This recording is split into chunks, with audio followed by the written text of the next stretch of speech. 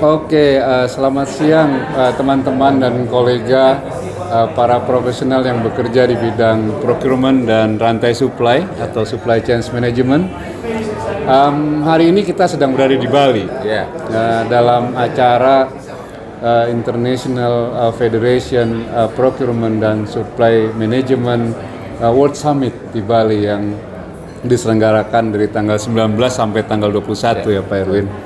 Dan ya, acara dihadiri oleh beberapa pekerja di bidang procurement dari banyak negara. Tapi kali ini saya bersama dengan Pak Erwin Suryadi, Kepala Divisi Pengelolaan Rantai Supply dan Analisis Biaya SKK Migas, sebuah institusi atau regulator kalau kita bisa bilang dari sisi government yang mensupervisi dan mengkoordinasi kegiatan mata rantai atau supply di industri hilir minyak dan gas bumi. Pak Erwin, hulu minyak dan gas bumi. Pak Erwin, saya mau tanya nih Pak Erwin, bagaimana kira-kira pandangan dan pendapat Bapak mengenai acara ini? Saya tahu bahwa di industri kita banyak sekali, terutama di bawah Pak Erwin ya, kita banyak sekali punya event-event yang mengangkat bagaimana kita mesti memberdayakan kapasitas nasional, mendevelop para pekerja di bidang supply chain, procurement dan seterusnya. Gimana Pak Erwin, menurut Pak Erwin acara ini? Ini Pak Eri, terima kasih. Jadi ini adalah sebuah acara yang menurut saya perhatikan dari kemarin, hari ini, siang hari ini gitu ya. Itu merupakan sebuah cara pandang lagi mengenai masalah procurement dan supply chain yang berbeda. Ya, ternyata memang harus kita sadari bahwa dengan perubahan zaman, perubahan teknologi gitu ya, kita tidak bisa lagi bicara procurement itu atau supply chain itu sifatnya hanya ini di daerah saya, ini di negara saya. Nggak bisa lagi bicara seperti itu. Tapi yang bisa kita bicarakan adalah bagaimana dunia ini sekarang bisa berkolaborasi untuk memberikan efek manfaat terkait dengan procurement maupun strategi supply chain yang sudah dibangun. Terbukti tadi saya lihat ada dari Kenya, ada dari India, ada dari Finlandia, banyak sekali negara-negara yang hadir. Dan ternyata salah satu lesson learn yang tadi saya dengarkan juga adalah mereka menanyakan bagaimana lesson learn yang ada di Indonesia. Terutama dari hal bagaimana tone-nya seorang presiden Indonesia Pak Jokowi yang meminta untuk belanja kita ke dalam negeri sampai 40%, tapi bukan artinya menutup kompetisi. Nah, ini juga menjadi sebuah hal yang menarik gitu ya. Bagaimana pertemuan-pertemuan seperti ini sebenarnya harusnya dilaksanakan dengan sangat baik dan mungkin nanti di industri kita ya Pak Heri. Di industri hulu migas juga sudah harus berpikir nanti. Ini menjadi roadmap, karena roadmap kita di tahun ini bicaranya adalah pengembangan kapasitas nasional. Tapi tahun depan, insya Allah kita akan berjalan lagi dengan konsep bagaimana digital procurement, bagaimana kita membangun misalkan kerjasama antar regional dulu gitu ya, supaya nanti pada saat kita melakukan pengadaan ataupun strategi supply itu bisa lebih efisien dan secara volume itu bisa menjadi lebih baik. Jadi ini sebuah cara yang sangat baik dan harus kita support. Menarik Pak Erwin. Tadi kita bicara bahwa sekarang ini kita nggak bicara sekat-sekat region, tapi global. Meskipun di satu sisi kapasitas nasional harus kita boost up terus, di tengah bukan persaingan kalau saya bilang ya, di tengah global sourcing yang kita tahu sekarang ini, kita ada dua unexpected game changer. Yang pertama pandemik, yang kedua perang Rusia yang mematikan mata rantai supply global. Bagaimana pandangan Pak Erwin jika dikaitkan tadi Pak, meningkatkan kapasitas nasional dan di tengah challenge perubahan mata rantai supply karena pandemik dan karena perang? Pak Haji, ini menarik sekali Pak. Jadi perubahan game changer yang Pak Heri sampaikan tadi ya, itu menjadi sebuah cerita menarik bagian daripada pengalaman kita, kehidupan kita menghadapi sebuah kegiatan yang mungkin 5-10 tahun lalu tidak pernah terpikirkan oleh siapapun, tetapi ternyata it happens. Nah, sehingga ini menunjukkan bahwa bagaimana konsep supply chain, saya mau lari bukan ke procurement tapi ke supply chain, itu menjadi sebuah key success factor utama kalau menurut saya saat ini, supaya perusahaan-perusahaan itu bisa tetap menjalankan operasionalnya dengan baik. Gitu ya. Jadi bagaimana cara pandang, misalkan nih, beberapa waktu lalu kita melihat permasalahan misalkan dari Tiongkok gitu ya, tidak bisa mengirimkan materialnya ke sini. Itu kita menghadapi kan, pipa, baja atau apapun. tidak bisa terkirim ke sini. Yeah. Artinya apakah industri hulu migas bisa stop dengan itu? Tidak.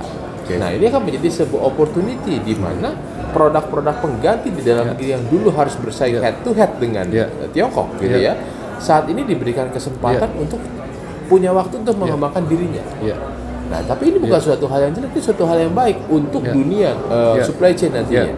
Karena nantinya itu bukan hanya masalah kita bisa dinominasi oleh 1-2 pihak, tapi dari sisi perusahaan misalkan seperti Harbour Energy seperti Pak Heri, itu bisa punya benefit untuk bisa membandingkan kualitas, harga dan delivery time dari mana-mana. Nah, ini menariknya kan, di situ ya. Supply chain-nya menjadi menarik. Kita berikan kesempatan yang tadinya hanya terfokus pada satu perusahaan, 2-3 perusahaan. Sekarang dengan pandemi dan perang ini memberikan kesempatan orang yang tadinya tidak bisa bersaing untuk naik level. Nah, itulah supply chain berjalan. Nah, tapi komunikasinya melalui event-event internasional seperti ini, inilah tempatnya untuk menyampaikan ke publik bahwa we change, we have improvement gitu ya. Kira-kira itu Pak Erwin. Satu hal Pak Erwin, dari sesi kemarin sampai dengan siang ini kita banyak dengar tentang sustainable procurement atau ESG, environment social governance gitu ya. Di industri migas saya pikir sudah lebih mature ya kalau kita bicara ESG ya, karena memang itu salah satu key faktor yang harus dilakukan dalam operasi industri migas. Lebih jauh Pak Erwin, kira-kira kita sebagai orang procurement atau SCM, apa nih kontribusi nyata yang ya nggak usah yang tinggi-tinggi, yang simple aja, peranan kita untuk ESG tadi, misalnya menekan penggunaan fuel berbasis fosil dan lain-lain. Apa kira-kira yang bisa kita sumbangsihkan untuk ke arah sana? Jadi kalau menurut saya Pak, ini sebenarnya Indonesia pun sudah berjalan ya. Jadi yang menarik itu gini Pak Heri, sebenarnya ini adalah challenge yang sudah kita berikan sebelum saat ini berjalan. Kira-kira 4 tahun yang lalu, 3 tahun yang lalu, kami sendiri sudah mendorong bahwa teman-teman dari Pertamina, let's say, itu harus melihat bahwa salah satu saat ini yang sedang digadang-gadang itu energi bersih kan? Energi bersih. Artinya peran daripada gas itu menjadi penting. Nah, kemarin sempat kita challenge ya, bukan tidak mungkin, tapi tempatnya Pak Heri pun akan saya challenge bahwa bisa nggak sekarang kita ini sudah mulai memikirkan untuk bagaimana kita membuild sebuah kapal gitu ya, yang menggunakan bahan bakarnya adalah gas, gitu ya. Nah, karena kenapa? Jadi artinya kan nanti dari penggunaan BBM yang akan berkurang, Bapak bisa menggunakan barang sendiri, gitu ya, kira-kira ya. Jadi secara cost itu pasti akan bisa meningkatkan efisiensi. Tapi dalam membangun kapal yang menggunakan bahan bakar gas ini membutuhkan sebuah R&D sendiri, investasi sendiri. Nah, ini yang perlu kita bangun dan kita lihat. Tapi karena tone-nya sekarang nanti sampai 2045, 2050 itu sudah mengarah ke sana. Inilah tahapan harus dibangun. Itu nomor 1 Pak. Kemudian nomor 2, orang SCM juga seharusnya adalah orang yang melek lapangan. Nah, ini makanya kita bangun nih sekarang kan kegiatan-kegiatan bagaimana kita melakukan kunjungan ke pabrikan, bagaimana kita melihat situasi makro yang ada. Karena contoh misalnya paling gampang yang saya selalu pikirkan, yang saya selalu sampaikan ke teman-teman SCM, mungkin nggak sih kalau teman-teman yang bekerjanya di offshore gitu ya, salah satu supporting pembangkit listriknya itu menggunakan wave. Tidal wave gitu kan, that's an investation, ada investasi di sana. Tapi ini kan sesuatu yang bisa digunakan untuk mereduksi cost lagi, gitu loh. Kira-kira ya. Dengan adanya kegiatan tersebut, maka sekali investasi akan ada beberapa penghargaan yang diberikan. Dari cost reduction, kemudian bagaimana kita memenuhi ESG tadi, gitu ya. Dan juga dari sisi pengembangan atau multiplier efeknya, kita memberikan kesempatan kepada researcher untuk melakukan penelitian lebih lanjut terhadap teknologi baru seperti ini. Banyak Pak Eri yang ramah lingkungan. Tapi kalau kita tetap dengan stay, pokoknya ya sudahlah, saya nyamannya biasanya pakai begini, saya tidak mau berganti. Ini problemnya. Nah, ini jadi pandemi dan perang tadi itu sebetulnya mendorong perubahan habitual action yang baik, ke arah yang baik, dan makanya ini sangat baik.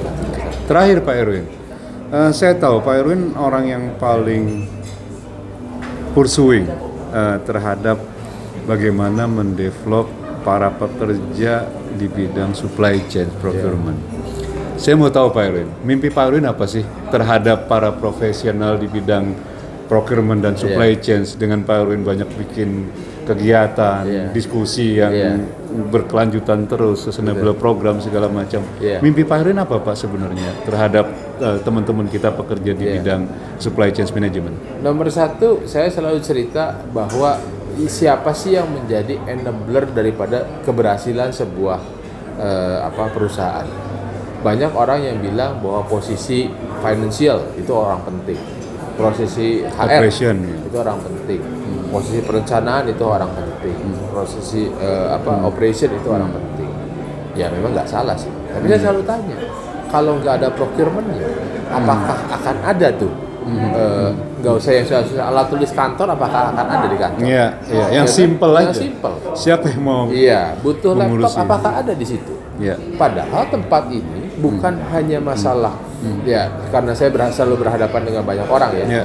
Jadi ini tempat, dan juga di sesi terakhir ini dari LKPP juga ngomong gitu ya, bahwa posisi procurement di pemerintahan itu banyak dihindari oleh orang-orang karena sangat rawan sekali dengan panggilan-panggilan dari penegak hukum.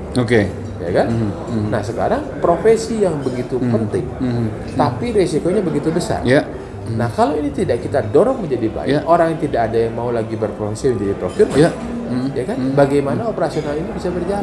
Ini yang saya khawatirkan ke depan, Pak, dengan adanya pressure kuat daripada si penegakan hukum maupun anti corruption. Karena yang pertama pasti kan itu yang dipanggil. Mindset kita bangun sekarang. Nah, jadi kalau ini kita sudah bilang bahwa kenapa saya harus berjuang, karena level dari procurement itu levelnya harus sama dengan posisi-posisi yang tadi saya sebutkan.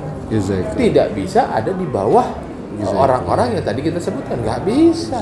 Sehingga dia bisa bersuara lebih dalam kebijakan di internal perusahaan. Apalagi kalau sekarang udah ada tone dari, apalagi kita bisa di government ya, atau kayak K3S yang cost recovery gitu ya, akan nanti diaudit oleh BPK. Tone dari presiden sudah jelas bagaimana meningkatkan local content. Ternyata procurementnya ini tidak mengerti ketentuan ini. Yang terjadi apa? Nah, pimpinan tertingginya pasti akan mendapatkan masalah, dipanggil oleh pihak-pihak yang berwajib karena tidak comply dengan ketentuan. Karena masalah kompetensi. Mengerti dan tidak diangkat kasusnya ke atas. Begitu ketemu dengan VP Finance ya, dia akan bilang, karena biasanya suka salah taruh gitu. Kita di bawah VP Finance. Finance bilang yang penting murah, mana pun beli. Nah, ini yang tidak boleh terjadi. Jadi ini penekanan betul. Kenapa saya dorong betul? Karena saya melihat bahwa ini posisi yang sangat strategis, sangat kunci, perlu kompetensi yang sangat sangat tinggi gitu ya. Kemudian juga pemahaman terhadap regulasi yang benar, dan ini menjadi garda terdepan dari organisasi untuk yang namanya menjaga compliance. Jadi kalau kita bicara three line of defense, inilah defense pertamanya nih dari sebuah organisasi. Karena 80% belanja perusahaan lewat procurement atau supply chain management. Pasti. Jadi itu kenapa saya pengen mendorong terus supaya di setiap organisasi ini, kalau sekarang di beberapa tempat masih levelnya ada yang manager, senior manager. Alhamdulillah di beberapa tempat sudah bisa kita dorong sampai level VP ya. Nah, bahkan di Pertamina sendiri pun berkat diskusi-diskusi dengan kita, maka level itu sudah ada direktur business support. Di level PHE ini sudah ada direktur business support yang most likely diskusinya adalah bagaimana procurement ini dibuat strategi dan berjalan dengan baik. Dia menjadi key player. Yang pertama adalah perubahan mindset. Orang mau bekerja di situ karena banyak unsur konflik kepentingan dan lain-lain. Yang kedua, dia harus ditempatkan di level yang harus punya power, punya speak up lebih loud lagi, lebih kencang, harus di bawah organisasi yang bisa memutuskan. Yang ketiga adalah dia bisa menjadi enabler di perusahaan untuk punya value creation terhadap cost di perusahaan. Pak Erwin, terima kasih banyak. Saya cukup, dan teman-teman, para kolega, para profesi pekerja di bidang supply chain management. Demikian sedikit ngobrol-ngobrol saya dengan Pak Erwin. Semoga bermanfaat. Sampai ketemu. Dadah.